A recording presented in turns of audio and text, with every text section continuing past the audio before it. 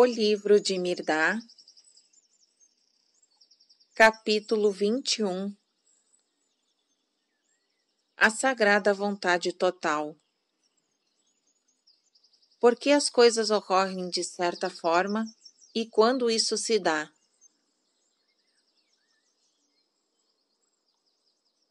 Narrativa de Mirdá.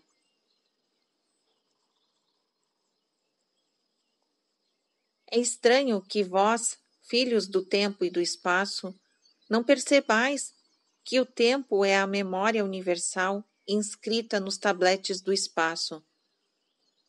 Se vós, limitados como sois pelos sentidos, podeis lembrar-vos de alguma coisa ocorrida entre o nascimento e a morte? Quanto o poderá o tempo, que já era antes de nascerdes, e que durará infinitamente após a vossa morte?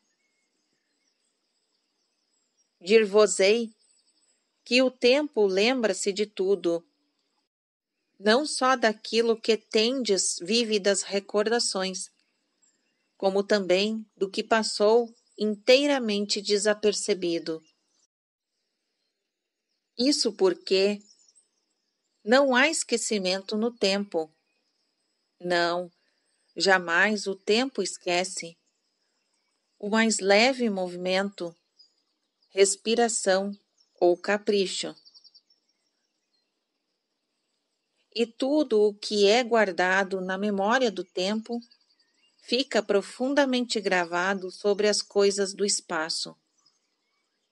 A própria terra que pisais, o próprio ar que respirais, as próprias casas em que morais, poderiam facilmente revelar-vos os mínimos pormenores do registro de vossas vidas passadas, presentes e do porvir. Tivesseis vós a capacidade de ler e a perspicácia do entender o sentido. Na vida, como na morte, na terra ou além da terra, jamais estareis sós, mas na constante companhia de seres e coisas que participam de vossa vida e de vossa morte, assim como vós participais da vida e da morte deles. Assim como participais deles, eles participam de vós. Assim como os buscais, assim eles vos buscam. O homem tem a sua conta com todas as coisas, e estas têm sua conta com o homem. Esse intercâmbio segue sem interrupção.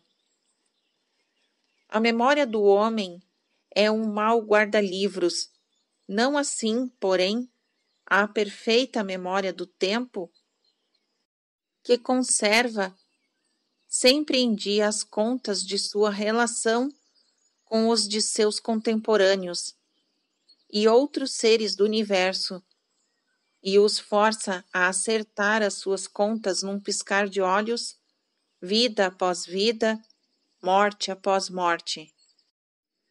O raio jamais feriria a casa se a casa não o atraísse. A casa é tão responsável pela sua ruína quanto o raio.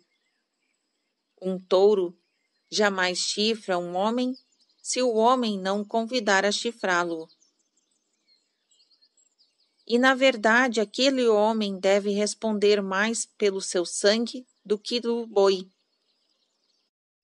O assassino afia o punhal do assassino e ambos desferem o golpe fatal. O roubo dirige os movimentos do ladrão e ambos cometem o roubo. Sim, o homem convida as suas próprias calamidades e depois protesta contra os hóspedes importunos por se haver esquecido quando e como escreveu e enviou os convites. O tempo, no entanto, jamais esquece. E o tempo, a tempo e horas, entrega o convite no endereço certo, e o tempo conduz cada convidado à casa do anfitrião. E em verdade vos digo, jamais protesteis contra um hóspede, para que ele não se vingue, demorando-se muito tempo ou tornando as suas visitas mais frequentes do que seria normal.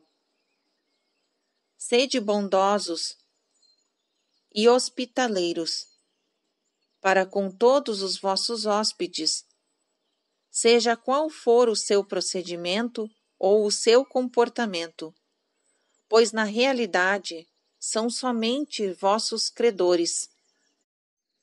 Daí, os mais importunos, ainda mais do que deveis, para que se vão gratos e satisfeitos, e para que, se voltarem a visitar-vos, o façam como amigos e não como credores.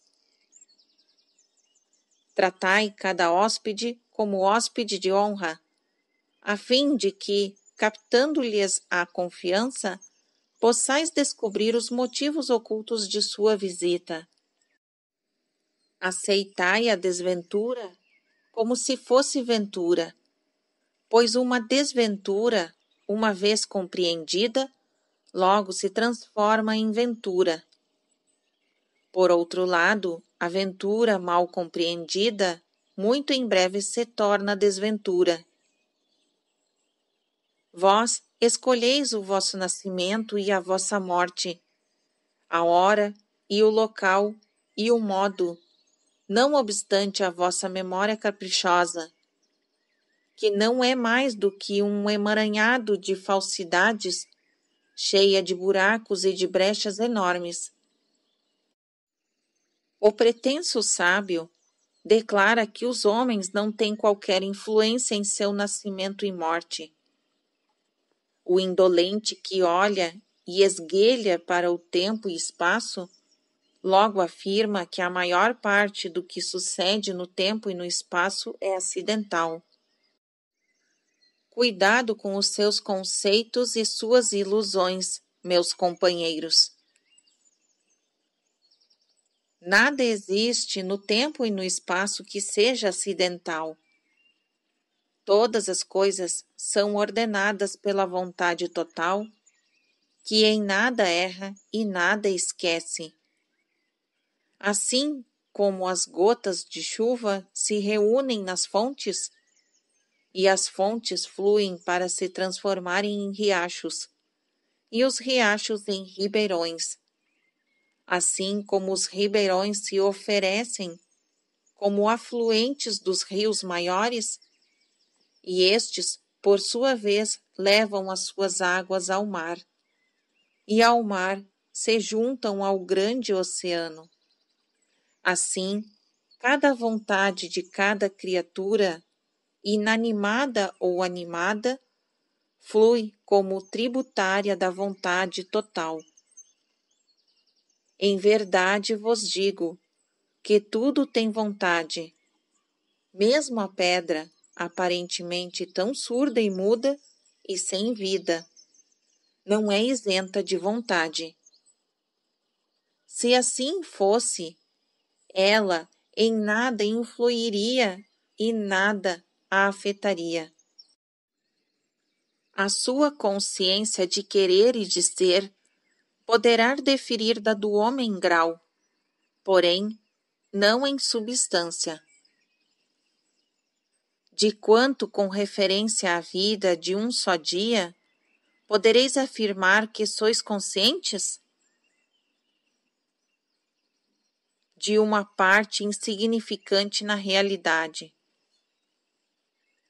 Se vós, dotados de cérebro, memória e meios para registrar emoções e pensamentos, ainda sois inconscientes da maior parte da vida de um único dia, porque vos admirais de que uma pedra seja inconsciente de sua vida e sua vontade? E assim, como viveis e vos moveis, quase inconscientes de que estáis vivendo e vos movendo, assim também quereis, sem terdes consciência de que estáis querendo. Mas a vontade total é consciente da vossa inconsciência e da de toda a criatura no universo. Ao se redistribuir a si mesma, como sóis suceder a todo instante do tempo e em todos os pontos do espaço, a vontade total dá a cada homem e a cada coisa aquilo de que ele ou ela desejaram, nem mais nem menos, quer o tenham querido conscientemente ou não. Os homens, porém, não o sabendo, surpreendem-se frequentemente com o que lhes toca da sacola da vontade total, que tudo contém. E os homens protestam, abatidos, desanimados, e culpam os caprichos do destino. Não é o destino, ó monges, que é caprichoso, pois destino não é mais do que outro nome da vontade total. É a vontade do homem que ainda é muito caprichosa, muito instável e muito incerta no seu curso. Hoje corre para o Oriente e amanhã para o Ocidente. Aqui marca isto como sendo bom e ali decreta que é mau. Agora aceita um homem como amigo e mais tarde o combate como inimigo. Vossa vontade não deve ser caprichosa, meus companheiros. Lembrai-vos de que todas as nossas relações com as coisas e os homens são determinadas pelo que quereis deles e pelo que eles querem de vós. Portanto, já antes vos disse, e agora torno a dizer: tomai cuidado de como respirais, de como falais, do que desejais, do que pensais e fazeis, porque a vossa vontade está escondida em cada respiração, em cada palavra, em cada desejo, em cada pensamento e em cada ação. E o que está oculto para vós está sempre manifesto à vontade total. Não queirais obter de nenhum homem um prazer que para ele seja uma dor, pois se o fizerdes, o vosso prazer vos doerá mais do que uma dor. Nem quereis obter de coisa alguma um bem que para ela seja um mal, pois se o fizerdes, estareis querendo um mal também para vós. Mas quereis de todos os homens e de todas as coisas o seu amor, pois somente com ele serão levantados os vossos véus e a compreensão nascerá em vosso coração, iniciando-se assim a vossa vontade nos profundos mistérios da vontade total. Enquanto não chegardes a ser conscientes de todas as coisas, não podereis ser conscientes da vontade delas em vós, nem de vossa vontade nelas. Enquanto não fordes conscientes de vossa vontade em todas as coisas, e delas em vossa vontade, não podereis conhecer os mistérios da vontade total. E enquanto não conhecerdes os mistérios da vontade total, não deveis estabelecer a vossa vontade contra ela, pois certamente sereis vencidos. Saireis de cada encontro feridos e embriagados de fel, e buscareis vingar-vos somente para acrescentardes mais ferimentos aos antigos e fazer transbordar a vossa taça de fel. Em verdade vos digo, aceitai a vontade total se quereis transformar a derrota em vitória. Aceitai, sem murmurar, todas as coisas que de sua misteriosa sacola caírem sobre vós, Aceitai com gratidão, convencidos de que são a vossa parte justa e perfeita da vontade total.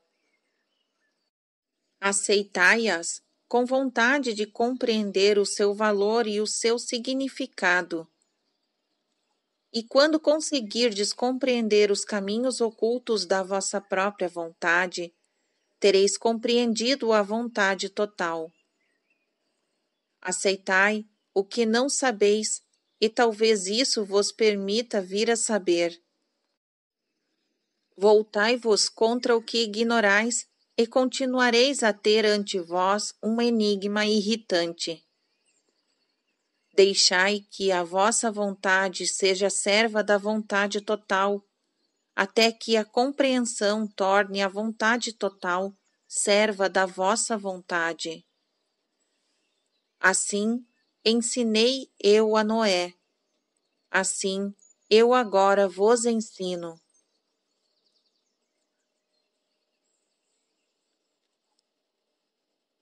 Fim do capítulo 21.